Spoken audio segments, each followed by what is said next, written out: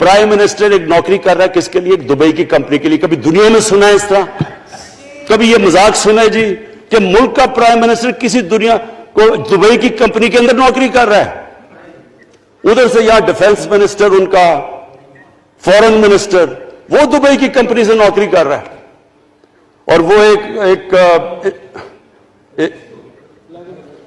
Interior minister, وہ کوئی سنا ہے سنتری بنا ہوا تھا کسی سعودی عربیہ کی کمپنی میں، مجھے نہیں پتا. کبھی یہ سنا ہے یہ ملک سے کسی ملک سے ایسا مذاق ہوا ہے؟ یہ سارے طریقے تھے اس ملک سے پیسہ منی لانڈر کر کے باہر لے جانا.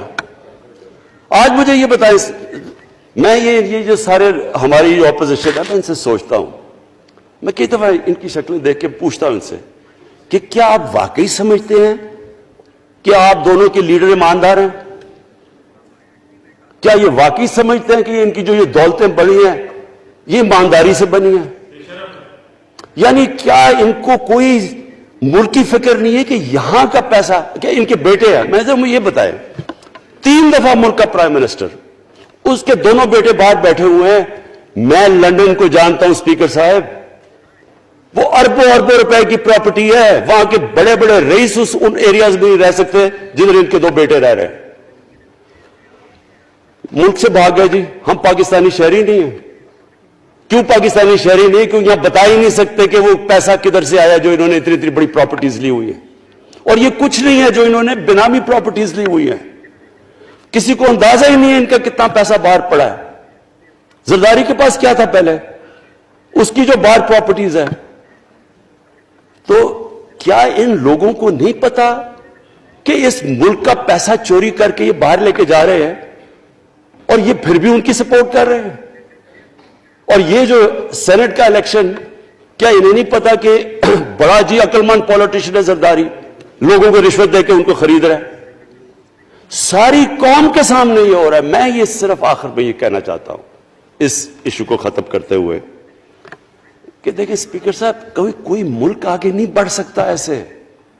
میں اکیلا عمران خان کو کرپشن کر کے کرپشن نہیں ٹھیک کر سکتا. میں عدلیہ کو کیا، کیسز تو عدلیہ میں یا نیب کے اندر ہے، میرا تو ان کے اوپر کوئی کنٹرول نہیں ہے.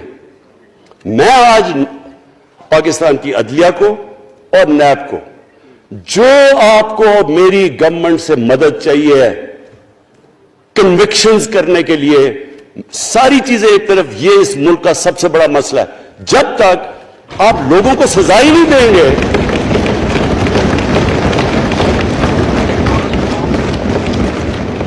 جب تک لوگوں کو سزا ہی نہیں ملیں گی. دیکھیں جی، کسی معاشرے میں جب سزا اور جزا ہی نہیں ہے، صرف غریب آدمی جیل میں جائے، طاقتور جلسے کرنے شروع ہو جائے کہ جی مجھے این آر او دو، وہ نیب کے عدالت سے نکلتے ہیں، پھول پھینک رہے ہیں ان کے اوپر. اربوں روپے کی چوری کی ہوئی ہے انہوں نے. وہ تو اسپیکر صاحب، میں ایک معاشرہ کرپشن کے خلاف لڑتا ہے.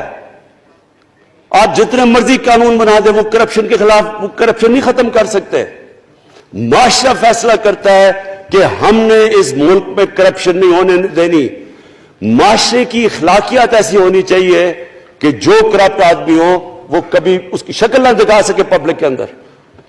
جو میڈیا کا رول ہے، میں اپنے میڈیا والوں کو بھی کہنا چاہتا ہوں، جو اسحاق ڈار سے کیا تھا ہارڈ ٹاک میں اسٹیون سیکر نے، وہ ہر جگہ یہ ہوگا. آپ جب بھی کسی بھی مغربی معاشرے میں کسی نے پبلک کا پیسہ چوری کیا، اس کی ضرورت نہیں ہوگی ٹی وی پہ جانے کے لیے. میں نے تو وہاں دیکھا ہوا ہے، بڑے بڑے نام، ایک دھبا لگتا ہے آپ کے اوپر کرپشن کا کیس، آپ سارے میڈیا سے باہر ہو جاتے ہیں. یا ہر روز شام کو بیٹھ کے اربوں روپے کی کرپشن کی ہوئی ہے، ان کو کسی نے قتل کیے ہوئے، اور آرام سے بیٹھ کے جناب میں لیکچر دے رہے ہوتے ہیں.